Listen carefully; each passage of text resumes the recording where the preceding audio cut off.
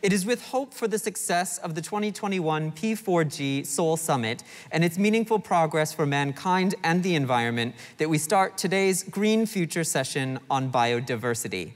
This session was jointly organized by the Ministry of Environment in the Republic of Korea and the National Institute of Biological Resources under the title of Hope for the Future, Biodiversity Restoration.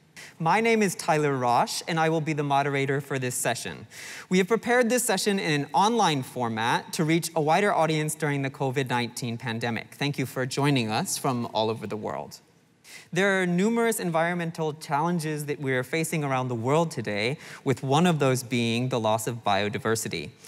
I believe now is the time to take a moment to better understand what biodiversity is and why it matters to everyone. Before we move any further, we have a special clip prepared for you. Check it out.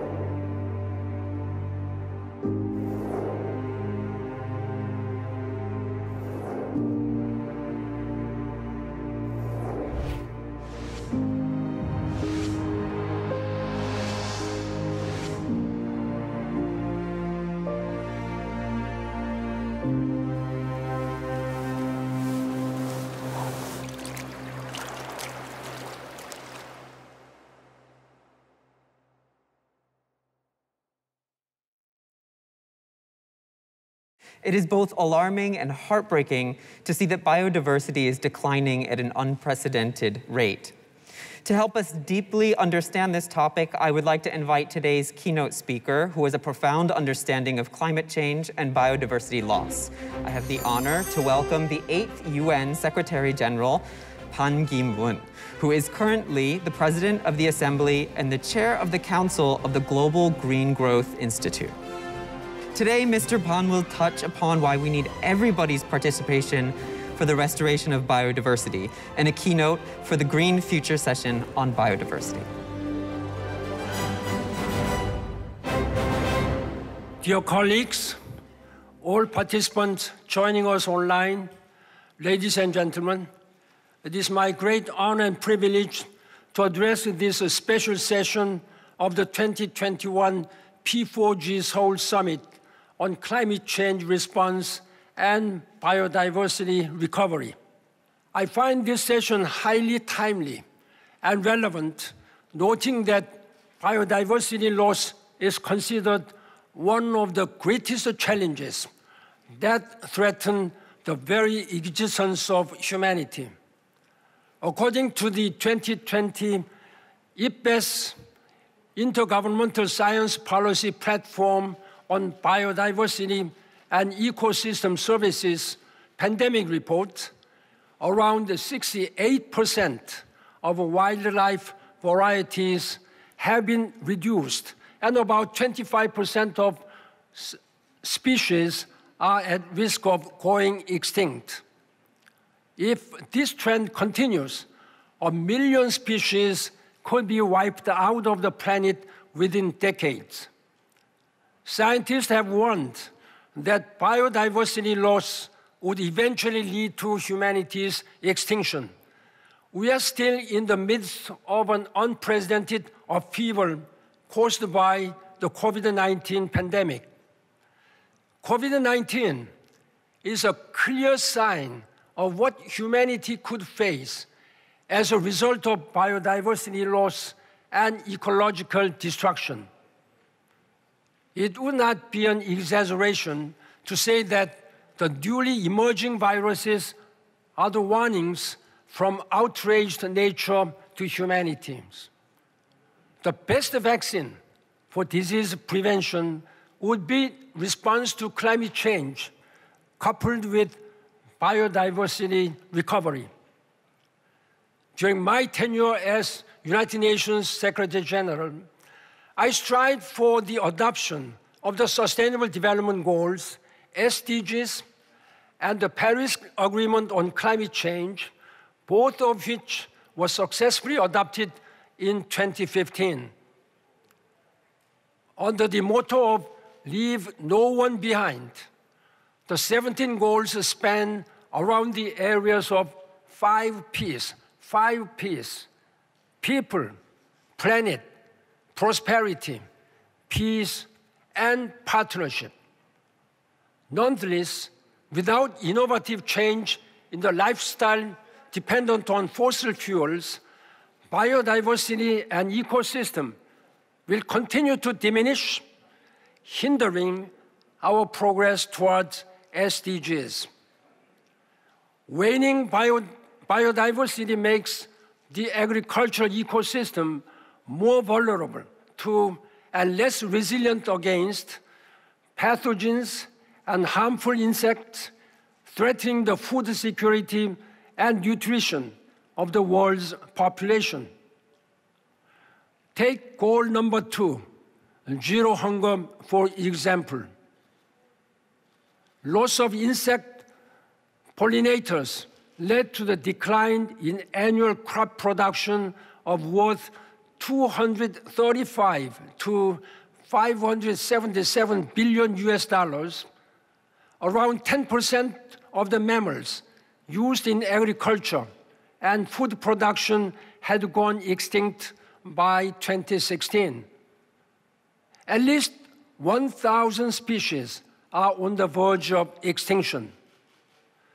Biodiversity is also closely linked to goal number 13, climate change, climate action.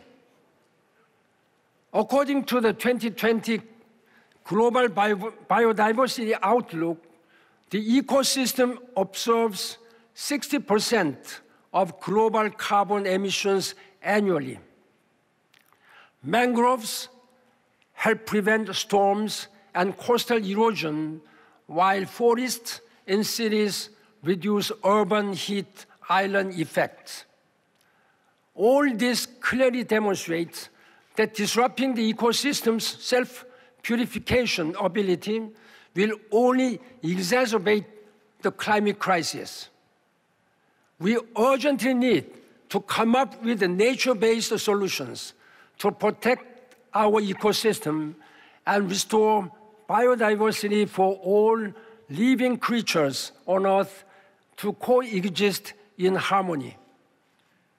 Ladies and gentlemen, now is time to take action. We are at an inflection point to build back better for a sustainable and resilient future. Most importantly, for our future generations. In this respect, I'd like to highlight 3 elements in our quest for a green recovery. First, climate change and biodiversity degradation should be addressed in an integrated manner. The key treaties designed to tackle these challenges are the Paris Agreement and the Convention on Biological Diversity. We have to take note that the 2 treaties are mutually complementary and also crucial to each other's success. Preserving biodiversity requires climate action, and climate change cannot be tackled without ensuring biodiversity. Thus, we need to prepare well-designed nature-based solutions and embrace biodiversity as an essential element to climate change mitigation and adaptation. Secondly, we should adopt more ambitious goals and policy roadmaps. More than 120 countries have announced or reviewed carbon neutrality goals to limit global temperature rise to below 1.5 degrees Celsius above pre-industrial levels and achieve carbon neutrality by the year 2050. It is noteworthy that the Biden administration decided to rejoin to the Paris Agreement on the day of inauguration. This bold decision of the US will encourage international community to better implement the International Climate Agreement with enhanced momentum.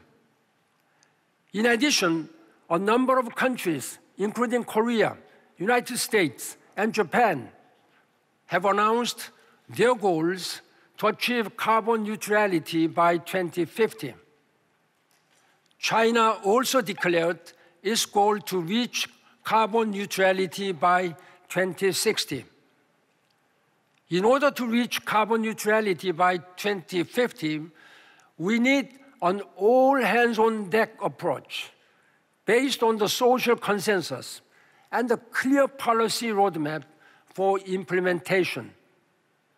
While pushing forward coal phase-out and transition from internal combustion engine vehicles to eco-friendly cars and from fossil fuels to renewables, we must devise a mid- to long-term policy to achieve carbon neutrality. In spite of enhanced actions on climate change, little progress has been made on biological diversity. Most of the goals set by the Convention on Biological Diversity have yet to be met, despite the fact that the parties to the CBD have committed to detailed targets, such as the expansion of nature reserves and the adoption of sustainable fishing practices.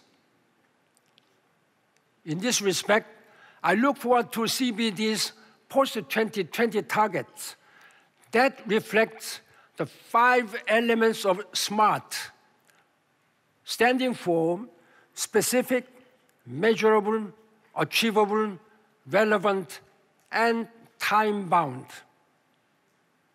This process will require international cooperation in coping up with a more ambitious target and concrete plans for implementation. Lastly, while governments and the international community have roles to play, all other stakeholders should work hand in hand to restore and preserve biodiversity and respond to climate change. To bend the curve of biodiversity loss, which is indispensable for sustainable development and future generations' very survival, all global citizens must partake in changing their production practices and consumption patterns. Good examples would be changing of consumption and purchasing behaviors and cutting down on food waste.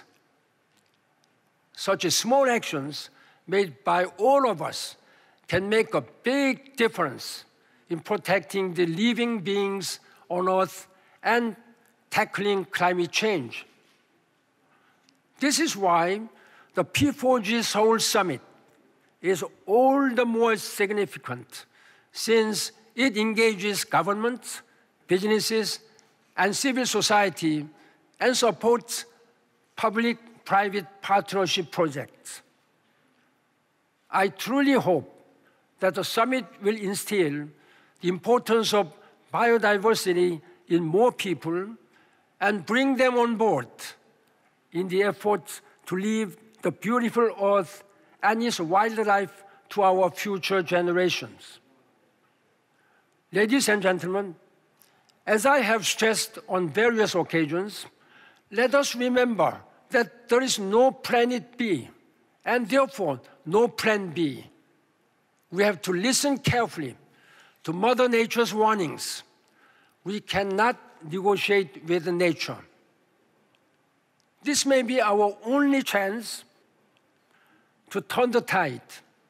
We must achieve sustainable development through social and economic paradigm shift.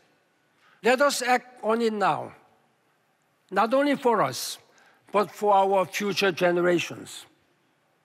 I look forward to all the countries around the world achieving greater unity and solidarity for our long journey of climate action. Thank you. It's clear that the issue of biodiversity has not received the attention that it deserves or requires. That's why we have to act now. So on that note, let's move into the presentation segment of our session. I will open the floor to presenters who are committed to biodiversity and environmental conservation. Before we move on, I would like to take a moment to share with you a special video message that we received from a world-renowned primatologist and anthropologist, Dr. Jane Goodall. She has deep compassion for both humans and animals and our shared environment, having spent nearly 40 years studying and living among chimpanzees in the wild. Here's what she had to say. Hello, everyone. This is Jane Goodall. And first, I want to thank you for inviting me to take part in this really important gathering. It was when I was in the rainforest in Tanzania studying chimpanzees that I really learned firsthand about the interrelationship of all species of animals and plants in that ecosystem, and learned how each one had a role to play in that complex tapestry of life that we call biodiversity. And I learned how the extinction of even a small, seemingly insignificant species, in some cases, can have a ripple effect that can lead to ecosystem collapse. I think you'll all agree that at the present time, our planet is facing really serious problems. The twin crises of biodiversity loss and climate change are just two of them, but they're the main ones. So it's really important that we understand that we too are part of the natural world. We're not separate from it, and we depend on it for clean air, water, food, everything, really. But what we depend on is healthy ecosystems. So it's clearly of great importance that we work hard to protect the existing intact areas of the natural world and attempt to restore damaged ecosystems. After all, it's our disrespect of the natural world that's led to climate change and biodiversity loss. We can't expect to have unlimited global economic development on a planet of finite natural resources, which in some places are being used up faster than nature can replenish them. At the same time, there's a growing human population along with our livestock. Fortunately, there are more and more organizations today working on creating a more sustainable relationship with the natural world. And nature is amazingly resilient if we give her a chance. Places that have been utterly destroyed, such as an abandoned quarry or a terribly polluted river or lake, can, with time and sometimes some help, once again begin building up the biodiversity that's needed to make up a healthy ecosystem.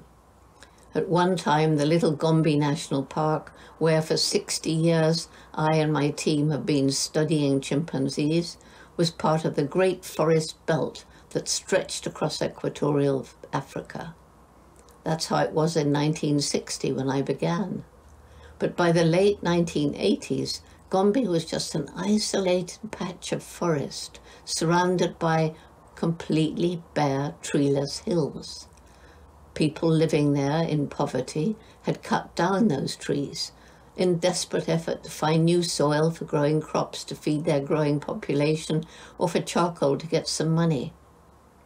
So in 1994, the Jane Goodall Institute began working with the villagers, helping them find ways of living without destroying their environment, helping to lift them out of poverty. And today, there are no more bare hills. Part of that program that was really important was education, environmental education. Today, trees and other vegetation have grown from seeds that were lying dormant under the soil. And areas of land around the park have been set aside by the villagers as a buffer zone between the chimpanzees and people. And along with the vegetation, animal species have recolonized the area, moving out from the park and providing that biodiversity that is so important. And land has also been set aside to allow the isolated chimpanzees to once again have interaction with other remnant groups and thus prevent the danger of inbreeding. Finally, I'm really encouraged by the growing number of rewilding programs that are becoming very successful in some countries.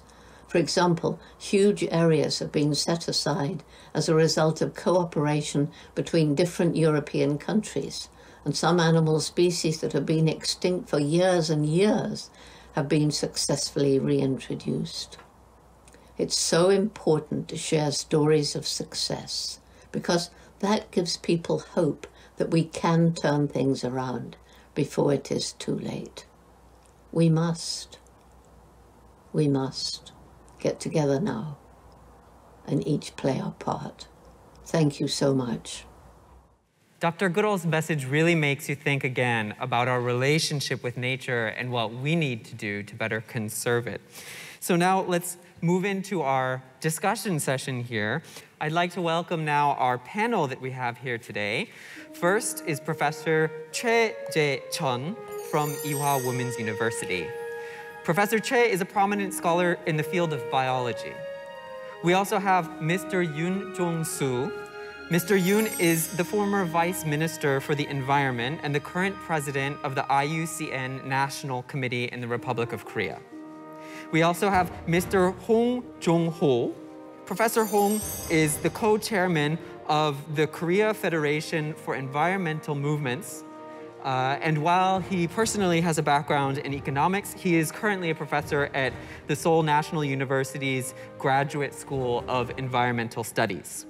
So last but not least, of course, we have everyone online joining with us today from all around the world. So you're very much welcome to this segment. And without further ado, I will invite to the podium Professor Choi Jae-chun to shed light on a timely topic during the pandemic, the relationship between the pandemic and the need to restore the balance in biodiversity. Good morning, good afternoon, and good evening, wherever you are. Let me talk about COVID-19 and biodiversity restoration. You all know that already 150 million people have been infected and more than 3 million people have died. This is simply incredible.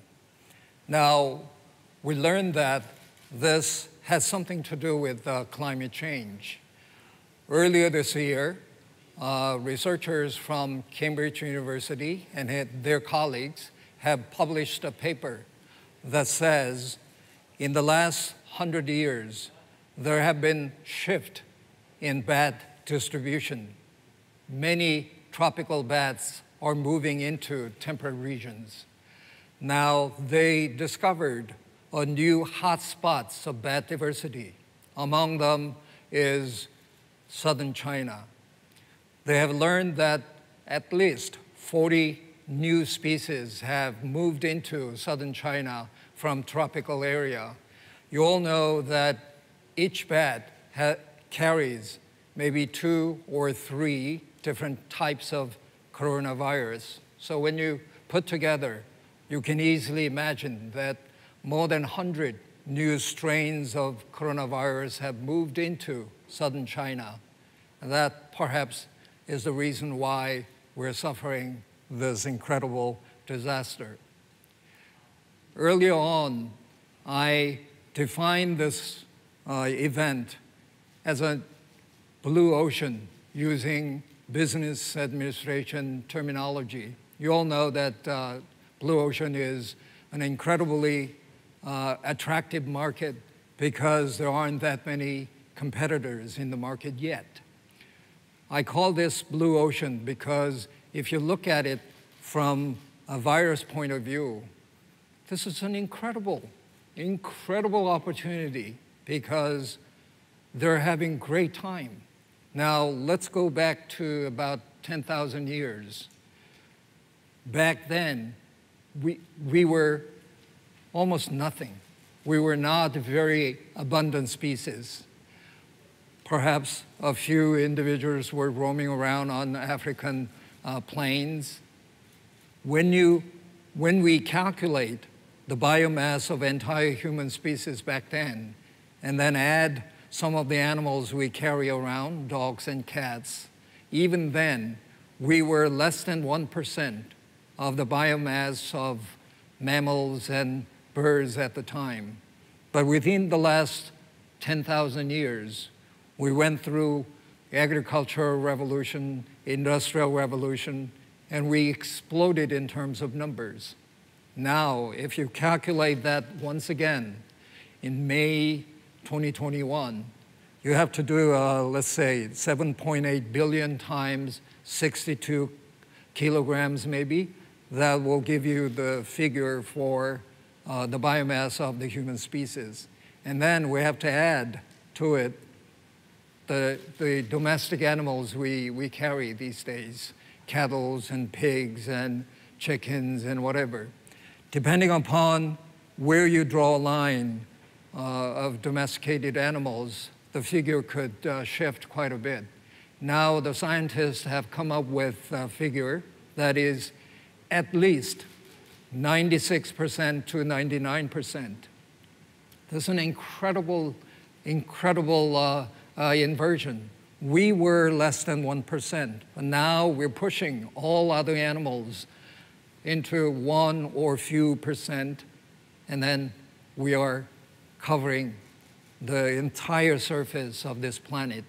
So if you are a virus or bacteria living on wild animal and suddenly decided to move to a new host, you jump out of wild animal and landed on something, chances are that's a human being or the domestic animals that a human being grows. This is what's happening right now. So I'm sorry to tell you a bad news, which is this is not the end of it. We'll probably go through this kind of pandemic again and again, unless we reduce our numbers tremendously, or we reduce our domestic animals tremendously, or we increase the area of forest or wild ecosystem so that wild animals can live comfortably. But that's not going to happen. Then chances are we're going to suffer this kind of epidemics again and again, and probably much more frequently. Now, I write newspaper columns. I actually have done for more than 25 years. I wrote some silly article called Advocate for Migratory Birds. They are very upset because whenever avian flu breaks out, our government always points finger at migratory birds. They think the migratory birds are carrying the virus and give it to our chickens and ducks. That's probably not true. They carry, but they don't really transfer them to the domestic animals we grow. I had to write the same kind of article again, Advocate for Wild Boars, because of African swine disease. We're killing the wild boars out in the mountain these days. Now, it's not the problem of wild animals. The problem is the way we grow, the way we cultivate our animals. We reduce their genetic diversity tremendously. So they're almost like cloned animals. So one animal is infected, the other ones will get almost automatically.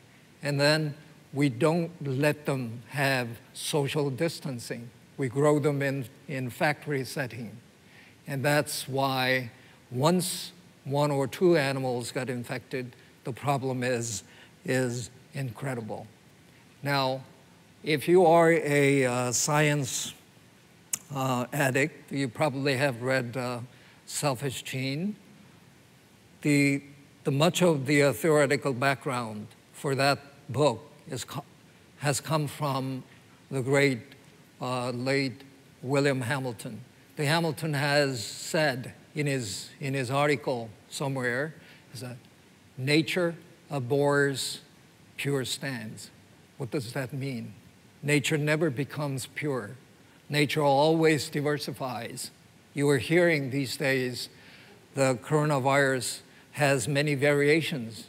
British variation, South African variation, now in India, and the variation creates variations. It's almost in cycle.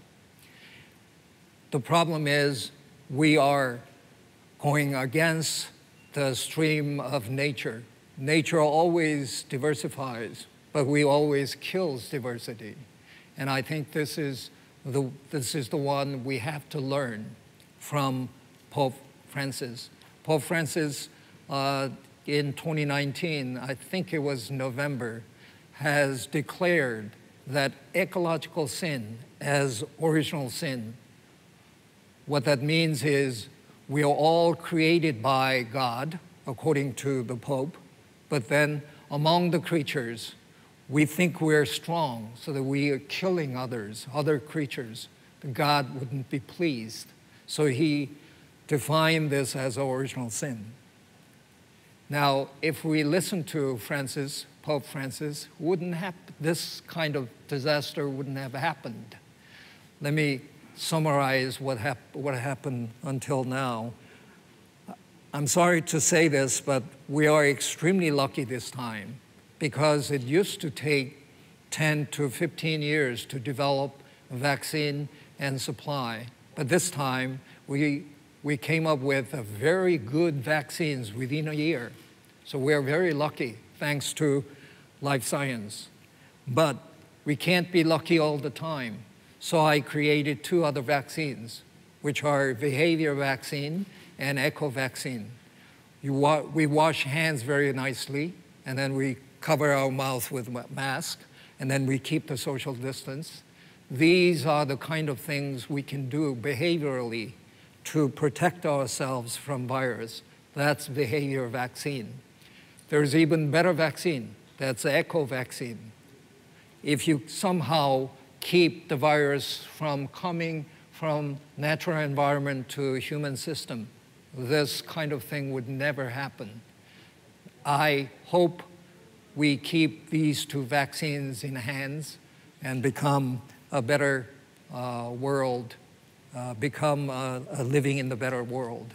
So I say we need to give up the calling ourselves Homo sapiens, wise human being, and we are somehow reborn as a Homo symbios, the one who shares the planet Earth with other living organisms. I think we need to we need to embrace ecological turn if we wish to live on this planet for a longer period of time. Thank you very much. Our next presenter is Mr. Yoon Jongsu. Having overseen Korea's environmental policies in his former capacity as the Vice Minister for the Environment, he currently heads the IUCN National Committee in the Republic of Korea. He will share with us practical solutions to environmental protection and biodiversity loss by drawing from his experience in the public sector, as well as working with international organizations. Thank you, Tyler. We have paid a lot of attention to climate change issue, but not that much to biodiversity loss, even though loss of biodiversity is a key agenda for achieving the SDGs, Sustainable Development Goals for the Republic of Korea. In the last few decades, urban areas have expanded and it greatly reduced natural habitats for animals and plants. And we have witnessed a drastic loss in biodiversity. In the past 20 years, the forest cover has decreased by 2.1%, agricultural land by 16%, wetlands has decreased by 20%. In terms of meeting the 2020 Aichi target adopted by CBD, Korea is far short in meeting the target for protected area.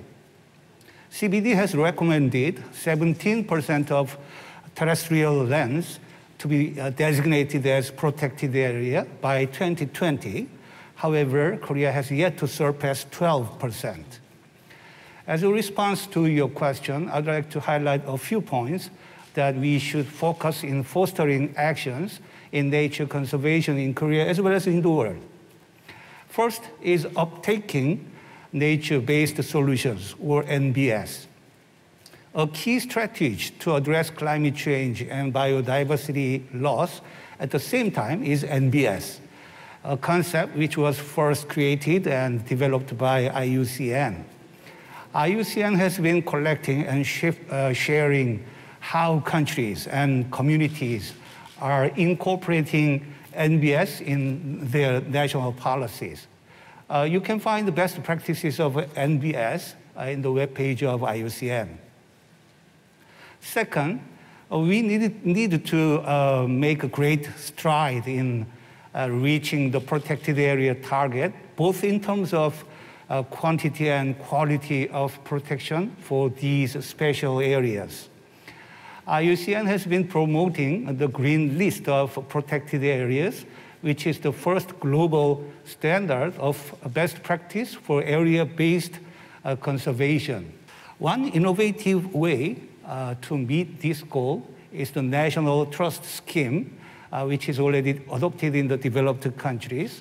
One of our IUCN Korea member has driven this initiative. This is a grassroots land purchasing program. For example, general people or companies can donate some money for purchasing the land or forest to prevent the undesirable development. It has been successfully launched in 2007 in Korea. So far, it has been able to ensure 1,000 hectares of ecologically important areas to set aside for the future generation. Third, we need to introduce quantity-based approach to nature, like setting a cap in carbon emissions. Each municipality can set a legally binding quantity target on natural land cover.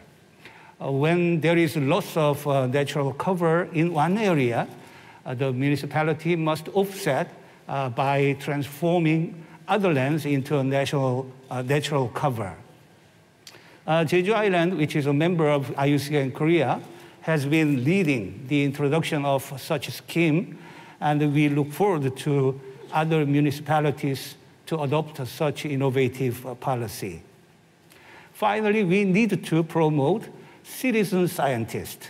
Science or research has been recognized as the work to be done only by scientists or researchers.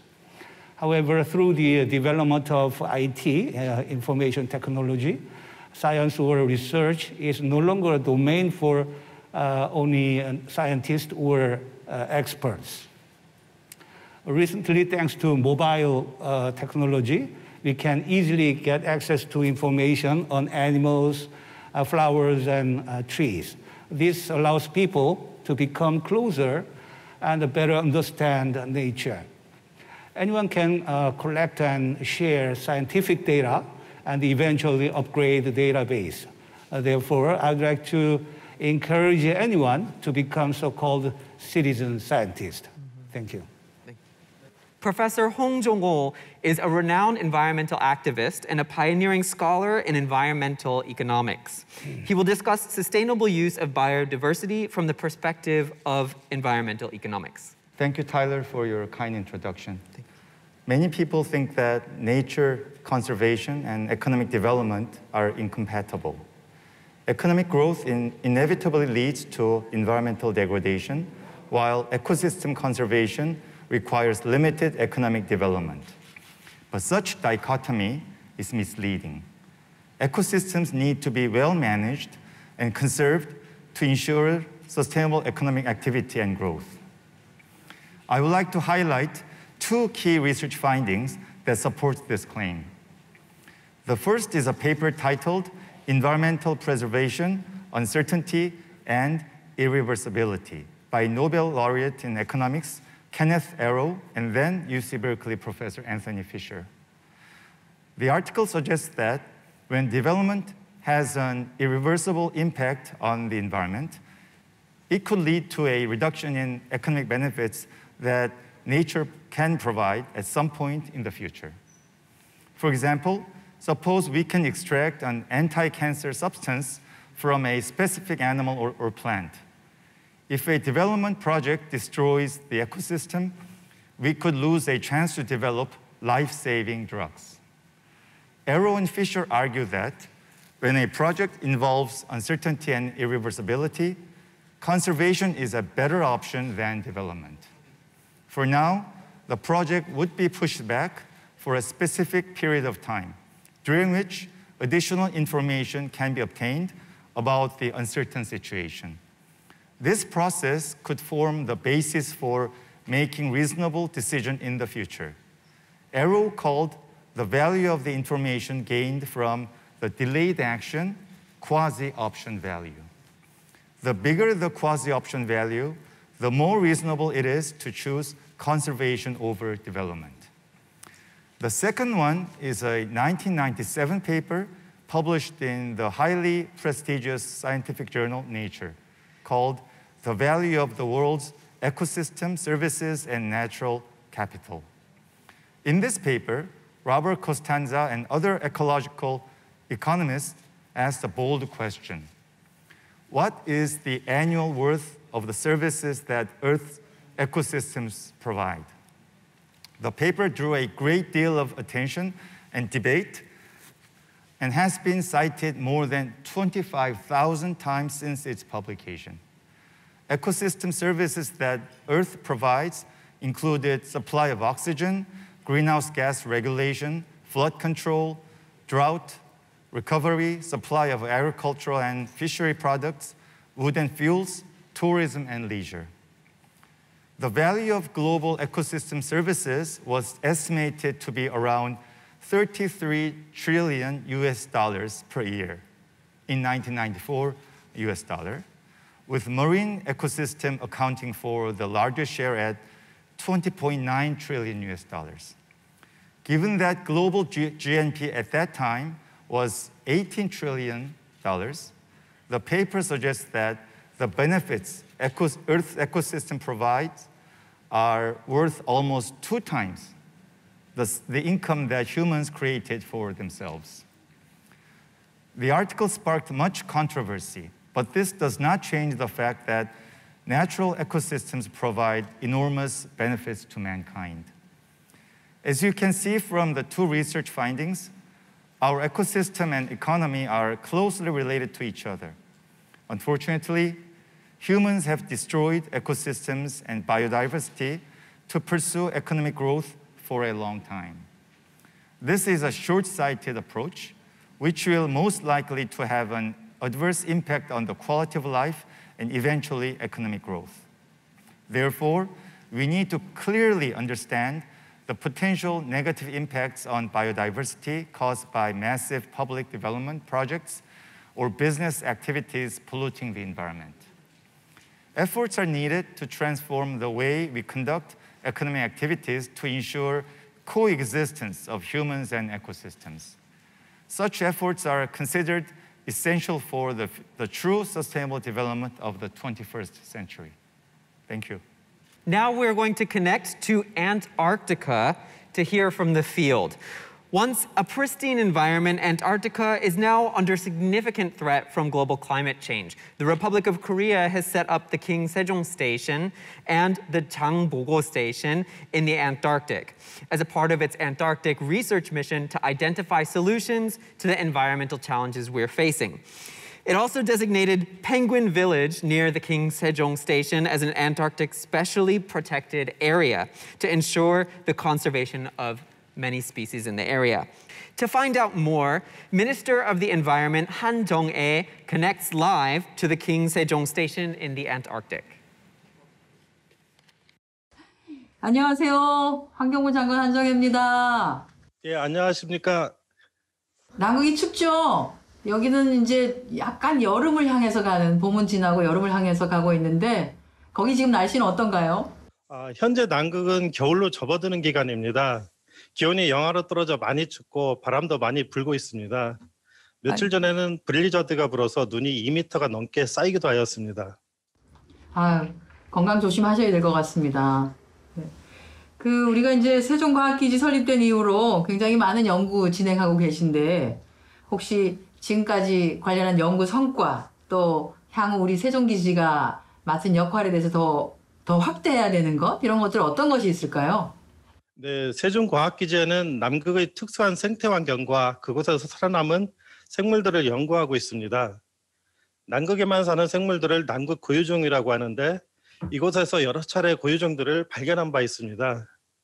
2014년도에 찾은 요강류에는 킹 세종 제네시스라는 이름을 붙이기도 하였고 우주 최강 생물로 알려진 물곰이라는 신종도 발견하였는데 앞으로 이 종의 생태적 유전적 특성을 밝혀낸다면 다양한 산업 분야 및 관련 연구에 기여할 것으로 생각합니다.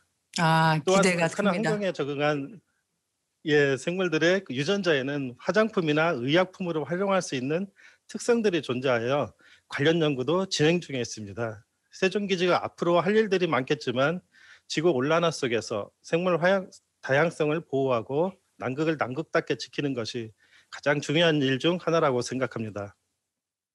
네, 생물 다양성 말씀해 주셔서 안 그래도 지금 이제 기후위기, 기후변화가 시작되고 난 뒤에 특히나 척추동물의 경우에는 종 다양성이 굉장히 지금 많이 축소되고 있어서 기존에 있었던 척추동물의 한 3분의 1 정도는 지금 사라지고 있다라고 하는 데이터도 나오고 있는 것 같습니다. 지금 말씀하신 것처럼 기후위기에 특히나 이제 영향을 많이 받는 것이 북극, 남극 이런 것들을 우리가 뉴스로는 많이 접하고는 있는데 실제로 해상의 빙하가 막 녹고 있다고 하는데 이 심각한 그 정도가 어느 정도인가요? 예, 맞습니다. 남극의 전체 빙하를 떠받치고 있는 해상 빙하가 소멸되면 남극 대륙 내부의 빙하마저 더 빠른 속도로 사라지기 때문입니다. 지구 온난화가 진행되면서 대기 및 해수 온도의 상승으로 엄청난 양의 빙하가 소멸되고 있는데 이는 정말 심각한 상황입니다. 또 이제 남극의 우리 세종과학기지에는 특히 우리 이제 환경부가 관리하고 있는 펭귄 마을이 있죠. 저 사실 한국에는 그 펭수라고 굉장히 인기 있는 연예인이 있는데 들어는 보셨는지 모르겠어요. 멀리 남극에서 예, 아이돌이 되기 위해서 한국까지 온 네, 펭수도 있긴 합니다만 실제 이런 지금 팬데믹 상황에서 특히 이제 바이러스가 창궐을 하고 있고 이런 상황이라서 혹시 우리 펭귄 마을에는 영향은 없는지 궁금하기도 합니다.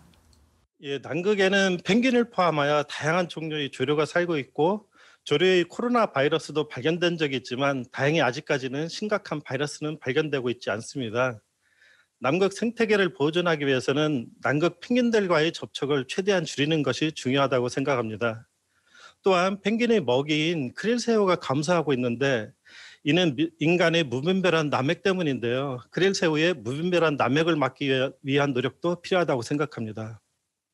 네, 정말 수고를 많이 해주시고 계신데 저희들도 여기서 할 일이 좀 많겠지요. 혹시 세종과학기지에 계시면서 한국에서 이런 것들은 좀 해주셨으면 좋겠다라고 하는 바람 같은 거 있으면 말씀해 주시고요. 또 앞으로도 계속 수고를 해주셨으면 좋겠습니다. 네, 남극에 대한 지속적인 관심 부탁드리겠습니다. 감사합니다.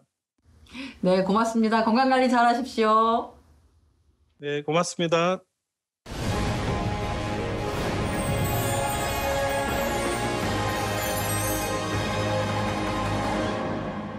Good morning and good afternoon and good evening to everyone who's joining us, depending on where in the world you're joining us from. My name is Tegan Amarego-Marriott. I'm an editor at Nature Climate Change, and I'm here to welcome you all to this our event, the P4G Nature Forum on Climate Change and Biodiversity. The event is brought to you as a partnership between our Nature Journal teams, specifically Nature Climate Change, Nature Reviews Earth and Environment, Nature Ecology Evolution, and Nature Communications, and the Republic of Korea's National Institute of Biological Resources, the NIBR, together with the APRU Sustainable Waste Management, Korea University, and the Ministry of Environment of the Republic of Korea.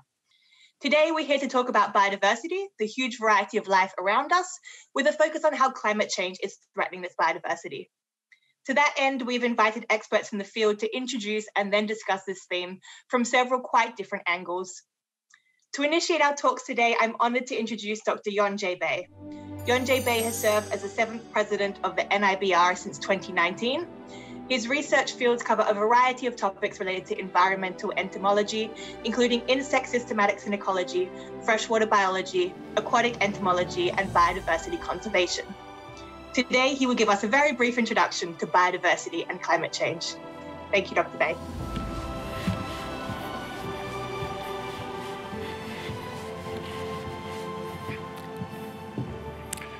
Good evening. Welcome to the P4G Nature Forum in collaboration with the 2021 P4G Summit, partnering for green growth and the Global Goals 2030. I would like to express my gratitude to speakers and panelists for giving presentations and sharing views with us. My thanks also go to those who are with us online. The theme of this forum is biodiversity restoration as seen by natural scientists. Now, the world is having a difficult time advancing sustainable development because of climate change and the COVID-19 pandemic. I'd like to express my deepest appreciation to the globally renowned scientific journal Nature for their contribution to human society through communication and dissemination of research results in natural sciences. Just like Nature has been playing a global leading role in research in natural sciences, the National Institute of Biological Resources, or NIBR, has been focusing on research on biodiversity and biological resources. In particular, NIBR has been conducting studies to restore biodiversity that has been damaged. Related research areas include biodiversity assessment and prediction about how biodiversity may change, support of the national climate change policy, and response to environmental issues caused by the impact of climate change on species. Nature and NIBR have a shared vision, which is sustainable development for people and nature through studies conducted in natural sciences. Under this vision, nature and NIBR are holding this forum. Climate change and human activity have resulted in a decline in the biodiversity. It is warned that biodiversity loss could pose a threat to our human survival. Unfortunately, this warning has become a reality. The emergence of COVID-19 has affected our lives for more than a year. Such diseases result from ecological imbalance caused by climate change and biodiversity loss. Therefore, we need to increase awareness of the coexistence of people and ecosystems. We need to think hard how to live in harmony with nature, and we need to put the solution into action. If we do so, biodiversity will absorb carbon and, in turn, to restore environmental degradation caused by climate change. This forum is significant as it will become a starting point where nature and NIBR can contribute together to the conservation and protection of biodiversity. I'm looking forward to making this forum meaningful for all of us. Thank you very much. I'd like to move on now to our discussion panel so that I have a chance to ask our experts some burning questions. And to go on to the discussion panel, I would like to first welcome two other experts who will join us now. So Young-Sik Ok is a full professor at Korea University and program director for the APRU Sustainable Waste Management Program. I would also welcome Dr. Jae-Shin Kang. Jae-Shin Kang is a director of the Microorganism Resources Division at NIBR under the Ministry of Environment, Korea. And I know that Jae-Shin has a burning question for Kate Jones, so I would love to start with her question. Thank you, Tegan. Actually, it was a great honor to hear the three excellent, presentation. As our president of NIBR, Dr. Yanj Bay, has already mentioned in the, his welcome address, the NIBR has been focusing on the research on biodiversity and the biological resources. So I also believe that the important function of NIBR is to create scientific information to understand and to use the species properly. So, okay, that is my question. Whenever we come across the word biodiversity over the past few decades, we also come across the problem of unsustainable resources use, invasive species, pollution, global climate change, etc. at the same time. So, however, I think, we learned that human can also be a threatened species in the era of COVID-19. So my recent concern is whether important issues such as biodiversity conservation are being put off to the next. So perhaps, the best safeguard to conserve biodiversity is to raise our public awareness. So I would like to ask to Dr. Kate Jones, in the post-COVID-19 era, I wonder if it is appropriate for the biodiversity conservation strategy to be promoted the same way as it is now, or if some supplements are needed. Thank you very much for your question. That's really interesting. I think I tried to make the case that the biodiversity loss is really linked to COVID-19, and also this isn't going to be the only one that we are experiencing, and there are going to be more.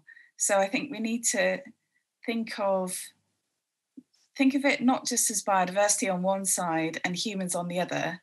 We're all part of the system, and I think I think maybe the world is waking up to that fact, and people are changing their minds about that, and understanding that systems thinking, that we're part of nature, and the things, our actions have consequences. And I think that I have been more encouraged over the last decade than I have ever in my career about what's changing. And Professor Daly talks about natural capital committees and the focus on natural capital, nature-based solutions. And I think that's really encouraging. And I think we're starting to see a change, I hope, anyway, a change in our relationship to nature. Thank you, both of you. I wonder if I could kind of ask a similar question about solutions to Dolores. So you talked specifically about the Amazon and how important it is, but also how we have all of these different threats that are coming at the Amazon right now. So I know I'm putting you a little bit on the spot here, but if we have to talk about solutions, if you had just one or two things that you think are the most important to help save this region, could you give us some examples? Yes, sure, particularly because pure conservation hasn't worked. And pure development, the way it has been working, hasn't worked either. So there has to be a middle ground pathway somewhere. Perhaps if one or two solutions could be the solution, which they are not, is a complex system, like Kate was saying. The sustainable activities anything that is not sustainable has to be taken out of the Amazon, and meaning we have to find ways of developing sustainable activities, a sustainable economy with the standing forests. I mean, we cannot take the luxury of losing more standing forests in the Amazon. That's a global thing. I mean, it's a luxury. And the other thing, we have to find also the sustainable management of the river, because all the rivers in the Amazon basin, I mean, it's part of the system. I mean, one thing doesn't go with the other. It's not only the terrestrial, it's an integrated system. So it's a whole way of managing it together. And I just want to make a point, which is this inequality. Inequality is in many aspects, and having financial and investment without a proper policy governance and policy leaderships and innovation by the private sector as well. I mean, I'm not saying that nobody has a role. I think we all have a role, but we have to find a way where we can balance and not have that luxury. And the inequality that we are seeing with the vaccines in the world is widening the global inequalities. And it's a system that is structurally wrong. And those of us that live in less privileged countries are suffering more the impacts of something that Kate was telling about. So I think this is very important, that we find a way to be aware, really aware, not just lip service, is that you say in English? Not lip service, no greenwashing, no labels. I mean, this is time to act. Thank you for bringing up that very, very important point. And I think this actually very nicely kind of shifts into a question of responsibility, where there's the role of the private citizen, the governments, the consumers, and of course also of businesses in our whole control of the biodiversity and climate crises. So I think I would like to ask Young-Sik to ask a question to Gretchen on the topic of the role of businesses and their investments. Thank you, Tegan. So let me ask you just one question. So with the increased interest in UN SDG, particularly nowadays in our country, so sustainable finance approach have grown rapidly, as you know. So recently, market participants, including various institutional and private investors, are paying attention to ESG, environmental, social, and governance, investing approach with the ambition of making their investment more sustainable and toward a low carbon transition. So the environment pillar at ESG is important in capturing the negative effect of business activity on the environment, including carbon emission, waste generation, natural resource utilization and depletion, and climate change related risk to business growth. So I have quite big question to Professor Gretchen Daly. So could you please share your insight on e-scoring as a tool for foreseeing and making business portfolio more resilient to biodiversity and climate transition risk? Thank you. You've raised a really crucial point. So thank you very much for that. There's an enormous role for the private sector, and especially broadly in business and in finance here. We're all in this together, and if we don't engage effectively and fully and powerfully, we will all see the end of the world together. So the ESG framework is a really good framework in aspiration, but so far it has not delivered enough. There's not enough participation, there's not enough visibility of the impacts and dependence of private sector entities and all of us as private consumers. There's not enough visibility of our impacts and our dependence on nature, on a stable climate system. There's not enough traceability to let us see where we're getting our consumption from, what we're purchasing, and what practices were involved in creating the products that we're consuming. We need much more accountability to make all of this visible and hold all of us in the system accountable.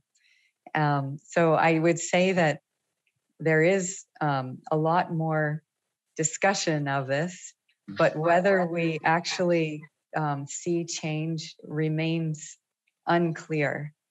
There's some places where there's some really compelling leadership, but not nearly enough. We need much more bold and transformative shifts in what the private sector as a whole system is doing. And I think it's too easy today to make some statements but not really do anything. So I'm a little bit worried about where we're heading, but I do feel there is a framework, and I'm hopeful that with the public sector leadership, say, of these development banks, which in the past did do a lot to destroy the planet and still are, but they are really shifting, and I'm hoping that the shift will continue. Thank you.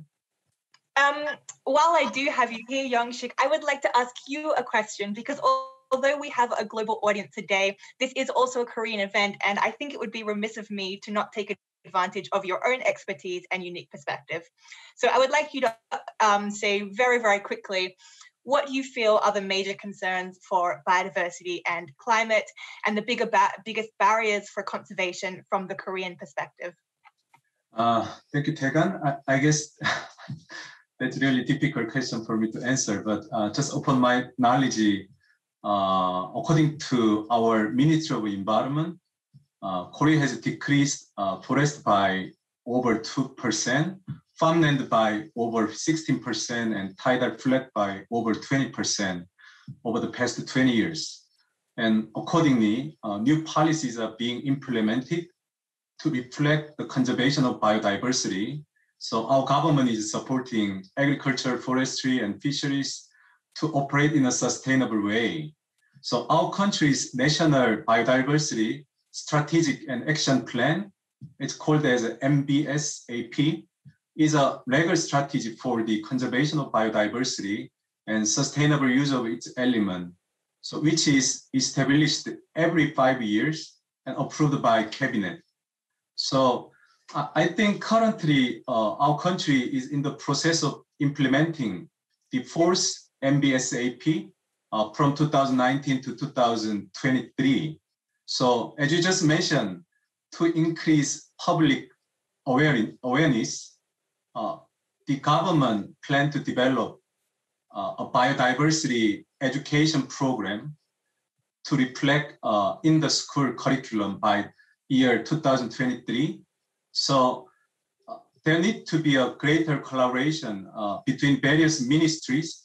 I mean, among different ministries could be led by our Ministry of Environment and responsible for preservation of biodiversity, as well as stronger public-private partnership to help implement our government's National Biodiversity Strategy and Action Plan. So finally, I'd like to just suggest to coordinate effort among government agency and between the government and private sector so that our country's biodiversity resource can be adequately protected as suggested by Professor Gretchen Daly. Thank you. Thank you. Collaboration, coordination, and education, all very important. So thank you for raising those points. I am very conscious of time. So although I would love to ask you all many other questions, I would like to just quickly ask Dolores, Gretchen, and Kate to sort of give a final message to everyone. So if there's one take-home message that you would like our audience to get based on what you've said today and what has been said today, could you please share that with us in as short a time as possible? So we'll start with Kate, thanks. Oh, thank you. That's a hard question. So I think the one take-home message would be, you know, that the roots of our current crisis are about destruction of nature and our unhealthy relationship with nature. And we need transformative change, not just from governments, but from you watching. You know, you need to lobby your government and create the change that needs to happen. Thank you. Dolores, could I put the same question to you now? Sure, and to add to Kate, I mean, I'm going to go to my last slide, a quote that I left there. We all have a role, and I think we have to be, wherever you are, whatever you do, you have to be aware, you have to be active, and you have to be responsible. That's what I would say. Thank you. And Gretchen? I feel I couldn't say it any better than these two. It's funny, I had the same thoughts in my mind, I guess, from hearing you before me, but we need to value nature in all of the decisions that we make. And to do that, there is hope, there is action, and there is very much a role for everybody. Thank you so much for hosting us. Thank you so much to all of you. That was a very powerful ending to today's event. I would like to make a huge thank you to our experts who shared their time with us, and thank you to all of our partners and to everyone who joined us from across the world, particularly those who joined very early in the morning or later at night. So thank you all and goodbye. Thank you everyone all around the world who joined in with us today on this session.